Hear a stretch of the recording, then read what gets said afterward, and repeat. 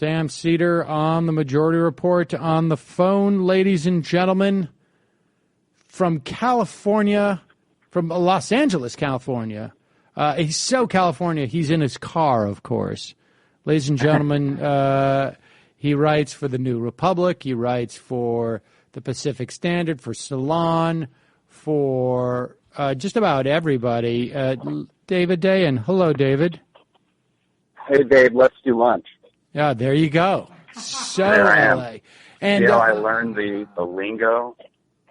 What happened yesterday is that the Obama administration for the last several months has been pushing a free trade deal, the likes of which we have seen in this country quite a bit over the last 20 years. And the lack of trust in institutions feeds into the fact that when the Obama administration says this is now the most progressive trade deal that's ever been produced in history, there are not a lot of allies to his left that tend to believe him on that, and with good reason. And the same people that benefited from bailout protection in the financial crisis are broadly the same class of elites that will benefit from a corporate-written free trade deal that guarantees in many ways profits for multinational corporations and does not offer the same guarantees or protections to ordinary workers. So before we talk about sort of the dynamic in the Senate, what happened yesterday in terms of that filibuster and how it came about and what we can expect going forward, let's start first with the Trans-Pacific Partnership in and of itself.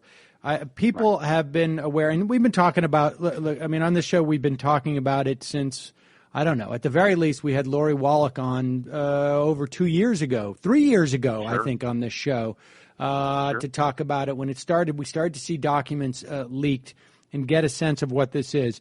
But now we see this sort of full court press with President Obama selling this.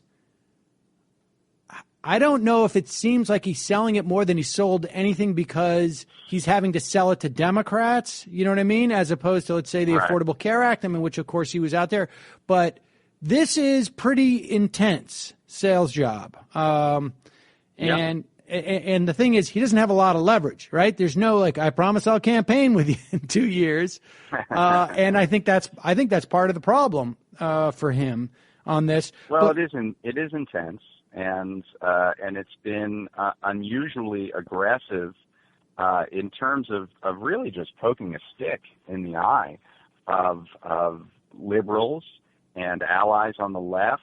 The fact that the president spoke at Nike, a company which has a little over 1 million workers, only 26,000 of which are in the United States. The other 990-odd thousand are overseas making shoes, including about a third of the workforce in Vietnam, which is one of the partners, negotiating partners of the TTP, where the average minimum wage is, I believe, 50 cents an hour. And he went there to tout this agreement, and somehow saying that it would bring jobs and prosperity and higher wages to the United States. And of course, the other thing is the unusually personal route that it's taken with respect to Elizabeth Warren and some of her allies, calling them, just a politician, saying that they're doing this to whip up campaign contributions or to get attention, and that their arguments, not just saying that their arguments are wrong, but that they are politically motivated and insincere, and that they're lying about the deal. That's essentially what Obama has been saying for the last month in very public ways. What do you think? I want to get to sort of the lies that we're being told to support the sales job. But why do you think these seem when you talk about these things, they seem like really big missteps? And the idea that there would be political missteps from the Obama administration trying to sell something doesn't shock me per se. But what do you think the the strategy or the sort of, I guess, the theory behind the tactics were in the White House, where like, you know what, let's just go and let's just make this about us attacking Elizabeth Warren. That to me seems really, really stupid. Just, I mean, honestly, Yeah. And let's go to Nike, which, you know, to the extent that there was ever a company that was associated with poor working conditions, you know, like right. when I think of like Naomi Klein's book, No Labels, that's, I think, you know, at least from recollection, like the swoop was the first thing on there. Yeah. I mean, or No Logo, I guess it was. Yeah, no logo. I mean, what do you think they were thinking? Well, I think they're flailing a bit. I mean, one thing is that this president has benefited from his reputation as a member of the left, as a progressive. He has been able to sell things to a large section of the base, and he is still fairly popular with liberals, if you look at the polling. And he has been able to do that because of the reputation he has. In other words, he can say, look, you know who I am, you know what I've been fighting for, trust me on this, this is the best way to go. And to an extent, people have believed him. And maybe not all of the left, but a good bit of it. So when that is threatened, when that is punctured by a very broad coalition that is opposed to this deal for various different reasons, whether it's the lack of true worker protections, whether it's the potential for outsourcing and job loss and increases in the ballooning trade deficit, whether it's the fact that it's largely a deal about intellectual property and being very aggressive on protecting patents for prescription drugs or Hollywood movie and music content.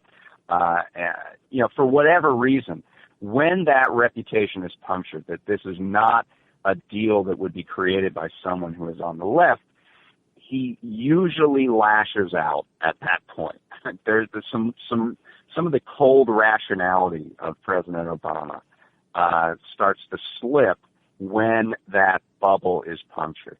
And it has manifested itself in this really wrong-headed, personal series of attacks at someone who really has gained a very, very exalted status among liberals over the last couple of years. And so I can't pinpoint the strategy here, but I know that the president's reputation as a liberal is critically important to his governing agenda. And when that is threatened, he takes it personally. I mean, it's so hard to get your arms around the idea that like he's just being a baby about it in some way. I mean, right. And I don't know. There was a story on Politico today saying like this is just what he's a straight shooter. What he thinks that he thinks there's calcified thinking on the left about these things. Which there's of course, a second part of this too, and it speaks to that, and that is the fact that Washington is really wired.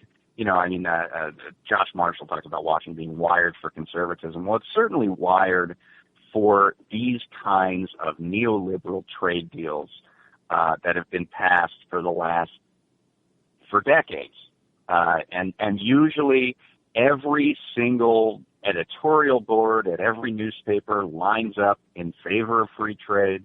The policy mandarins on the center, left, and right usually line up on free trade.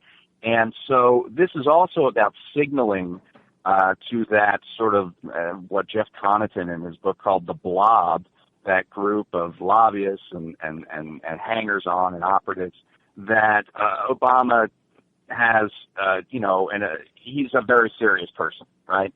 That he is in alignment with this dominant neoliberal consensus about the benefits of trade. I mean, the problem is that the Trans-Pacific Partnership really isn't a trade deal.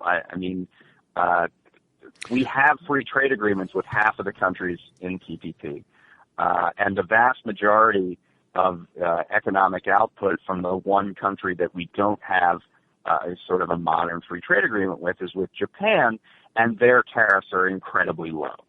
So the idea that this is going to open new markets or expand lower tariffs and present opportunities for exports is just not true. It's just completely untrue. It seems to me that it's really more of, and I should say too that this whole notion of like, he's dealing with calcified thinking on the left.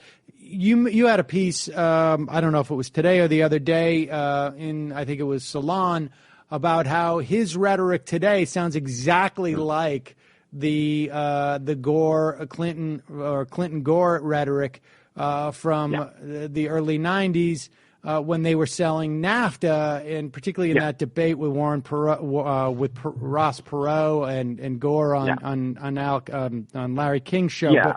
But that was actually in the New Republic, and at that time, Al Gore said this was the most progressive trade agreement in history, and said that there were enforceable labor and environmental standards in this agreement that would force Mexico to change their practices and bring high standards to that country. And it just didn't happen. And subsequent trade agreements it didn't happen in. It's subsequent trade agreements which were negotiated with standards that are higher than are likely in the Trans-Pacific Partnership. I think people can understand this agreement less as a trade agreement and more as like a commerce agreement, right? Because the idea is that they really want to set up. I mean, it seems to me, and then obviously the different industries want to make sure that it's favorable to them, but they want to set up a regime of regulation that is going to be standardized around the world, but they want that regulation to be frozen in amber at that point. And That's they correct. Want to give the opportunity to change that regulation, if there's any changes at all, not to the various countries who may find out that, like, hey, wait a second, this product is really dangerous. This is the next tobacco. Well, we can't outlaw it. We can't, because we already have this regulatory scheme that's in there. And the reason why they want to freeze it in amber is so that businesses and industries can make more money. This is basically getting the government and governments, period, out of the way of businesses and their profit-making intentions, regardless of who pays the price in any given country or anywhere. All right, but let's use that and enter into the sort of the lies, because when we get down to like your lie number, I don't know which one it is, about China, this is also sort of, because what I find really interesting, too, in terms of the how much this is tied into the Asian pivot and just trying to understand why President Obama is so intense about this, like not wanting to lose this one. I mean, can you imagine if there was this much sort of like haranguing when it came to the American Jobs Creation Act? That second swipe at a stimulus that came 2 years too late. But let's go to this number one, 40%. So my understanding, David, and I'll play the role of the unsuspecting public.